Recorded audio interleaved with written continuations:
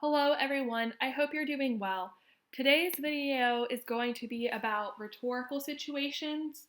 And like in the previous video, we'll talk about rhetorical situations in general, and then we'll talk about it specifically in regards to your Unit 1 essay. But again, this concept applies throughout the units and to all of the essays you will be writing in English 002 and beyond. So what I have here is something called the rhetorical triangle. And you may or may not have seen the rhetorical triangle in high school or in another first year college writing class. There are different rhetorical triangles out there in the world, and they have different components. But the components we'll be talking about today are purpose, author, and audience. And then, they all come together to create and convey a message and or topic. Okay? So we'll talk about the 3 points of the triangle independently and then bring everything together to talk about the penny debate essay that you'll be writing. So first I should say rhetoric applies to anything. So it's most of the time a piece of rhetoric is a piece of writing. So like a speech, an essay, a text, blog post, email, letter, poem, billboard, anything. It even applies to songs or movies or a piece of art or a building.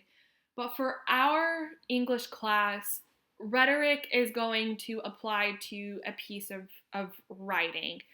And specifically, it's a piece of writing that is trying to communicate a message. Now, the author of a piece of rhetoric, that is the person who created that piece of rhetoric. Now, it's important to know who your author is, to understand the place your author comes from, because it influences the way you're going to read the piece of writing, and it influences the way the author wrote the piece of writing. And, the rhetorical triangle that we're talking about today, you view it as a reader, and you can also view it as a writer. So we can talk about the author of the penny debate, who is Brad Andrews. And then you are also going to be an author of a paragraph that engages with the penny debate. So you're kind of wearing two different hats here. So when you are reading a piece of writing, you need to think about who your author is as a person and how that influences their writing. Okay? So I'll read this little piece here. The author is any person who plans to communicate a speech, essay, blog post, email, letter, poem, billboard, etc. Even when taking on simple tasks, writers work within a complex environment, including, for example, your personal interests, age, cultural background, parents, and friends. These all have an impact on your writing. So, depending on who you are as a person, the time in which you're writing, that's going to influence how you write, what you write about, just as it's going to influence the authors of the pieces that you are writing. Okay? So I think especially during a pandemic, we may think about currency or money or pennies in a way that we wouldn't think of them before. Like, in my previous classes, someone who has argued to keep the penny around may think differently if they were writing about this during the pandemic. Or vice versa. Like if they wanted to get rid of the penny, they may think about it differently. So that's what is referred to by the complex environment. It's, someone who identifies as a woman is going to write about this topic differently than someone who identifies as a man. Someone who's 50 years old is going to write about this topic differently than someone who's 20 years old. Okay, all of it, and someone and that goes for like the works that you're reading as well. So remember, author serves two purposes here. Like you as an author, and then the people who are writing the essays that you're reading. They are also authors, okay? Next, we have audience. So, again, you're going to think of audience on two different levels. So, when you are a reader, you are an audience member.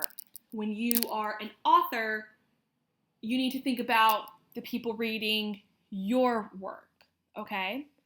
So writers spend considerable time thinking about how to adjust their writing in order to reach their audience. Like writers, audience members are situated within specific systems of writing and reading within a particular cultural context and possessing a range of attitudes and knowledge about the topic under consideration. So if you remember in the previous video on topic sentences, I spoke about background information a little bit, and how you can, as a writer, you cannot assume that your audience has read the same articles that you have read. So when you have to insert background information into an essay, you have to do so under the assumption that your audience has not read what you have read. So you need to give them the information they need in order to understand your argument without having to go and read the sources you are referencing. Also, you think about yourself as an audience member of the pieces that you're reading. So just kind of going back to like my earlier example, the students I've had in every other semester, they've never had to read about U.S. currency during a pandemic. So they're in a different, they were reading a penny debate, or the penny debate by Brad Andrews, in a different cultural context than you are reading it, okay? And I'm sure if Brad Andrews were going to rewrite his essay, the penny debate, now, like during a pandemic, he might approach the topic differently than he did when he wrote it not in a pandemic, because money and currency and the economy, it's an entirely different beast during a pandemic than it is when we're not experiencing one. So next we have purpose. So your introductory sentence for the penny debate, it does ask you to touch upon all three of these points, like author, audience, and purpose, but it does so more explicitly about purpose. So purpose is so important. And all of these, if you haven't been able to tell already, are connected. Like you, as an author, must think about your audience. And just as the authors you are reading are thinking about you as their audience. So purpose, communication is always goal-oriented, even if you are just swapping silly emails or browsing your Twitter feed. The purposes for which you will write in this course, arguably of more importance, should remain uppermost in your mind as you read, research, and write. Remain focused on purpose. What change in the world do you hope to make? How do you hope to impact your readers? How do you intend to persuade, to inform, to entertain, to instruct, to inspire? What kinds of evidence are available and likely to be convincing? In what genre should you write? What approach will have the intended impact on your audience at this moment in time? Staying focused on your purpose can help you effectively answer these and other important questions. So, your purpose, like as a writer, you must figure out what your purpose is. Are you trying to inform your audience, persuade your audience, entertain your audience, instruct, inspire? And then you should also try and figure out, as a reader, what your authors are trying to do. Are they trying to inform you, teach you how to do something, persuade you to do something? Now, of course, purposes, there's just not one single purpose to a piece of writing. An author may try to inform their audience about a certain topic, but they're doing so in an entertaining manner. Okay? So it's always nice to kind of have a couple of purposes at work here. But like as you're writing your introductory sentence for the penny debate, or as you're answering questions in the assessments, keep it simple, okay? With your purpose. Don't try to do too much at once, if that makes sense. So let's go back to our triangle here. So we have purpose. So like, what is your essay trying to do? And then you have the audience. What are you trying to convey to your audience? How are you going to try and convey something to your audience? And what do you need to do in order for your audience to have the most effective and rewarding experience possible as a reader of your writing? And then you need to think about your role as a writer, where your experiences, your biases come into play as a writer. And then this is all working together, like in like a circle. So you can picture this as like a circle in a science textbook, where we have like the water cycle, and there's like all these arrows pointing in a circular direction, kind of like a clock.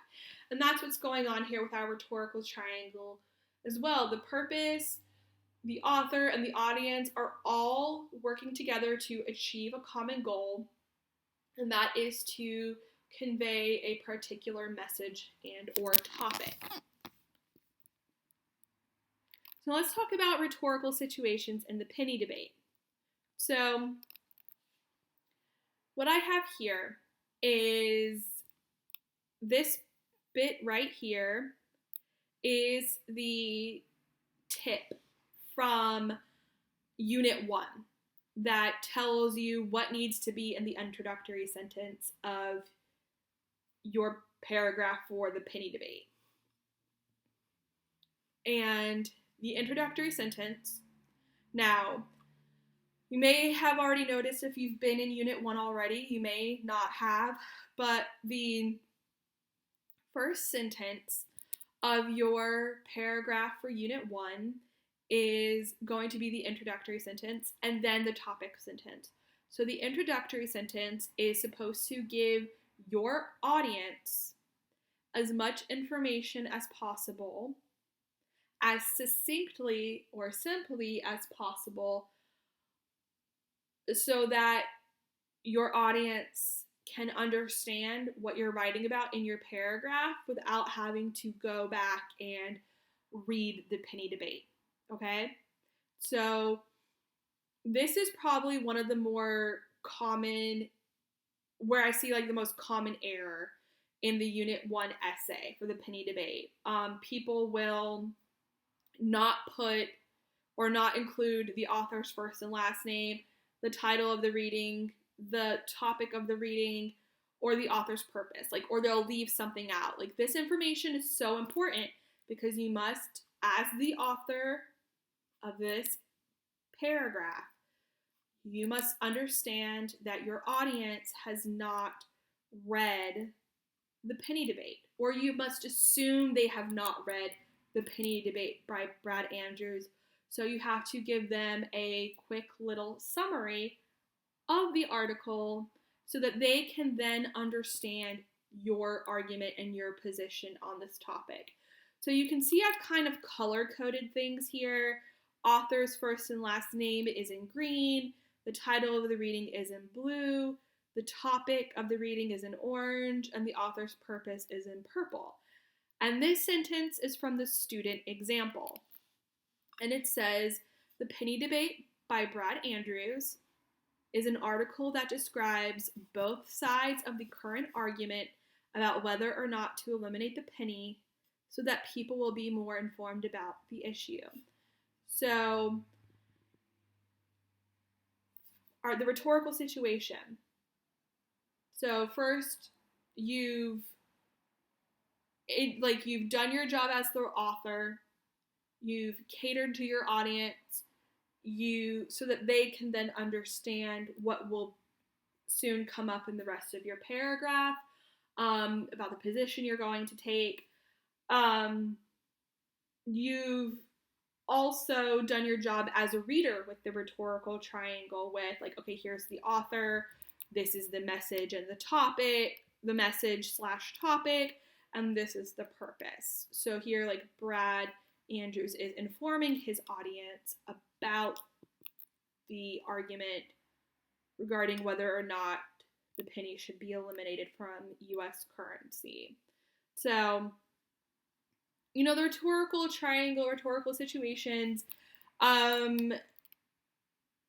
it can be a little complex, but it's just, don't overthink it. Just what I want you to get from this is an understanding of the way of, like, what's at work in a piece of writing, okay? And to be considerate of your audience, to think about yourself as an author, to think about the authors you're reading, okay? Like, I really want you to be mindful of this as a reader as well, because if you're thinking of the rhetorical triangle as a reader and you're seeing what the author you're reading is doing, and maybe they're not being mindful of their audience, maybe they're not filling in some gaps of information that they need to fill in. And so, like, if you see things that are confusing in a piece that you're reading, then you know what not to do as a writer, okay? So you can learn a lot from writing. You can learn what to do, and you can learn what not to do. But again, the main takeaway I want you to get from this particular PowerPoint is being mindful of your position as an author, be mindful of your audience's needs, and make sure that you're able to articulate not only the purpose of an article that you are reading, but also the purpose of what you are writing. In the previous lesson, I talked about like arguments, like wanting to get people on your side. Now, everything you write, there's going to be an argument somewhere in there. Like in this particular paragraph, you are arguing why we should get rid of the penny or why we should keep the penny, okay? So that underlying purpose is always there, okay? So I hope this was helpful. If you have any questions, comments, or concerns, as always, please don't hesitate to reach out, and good luck.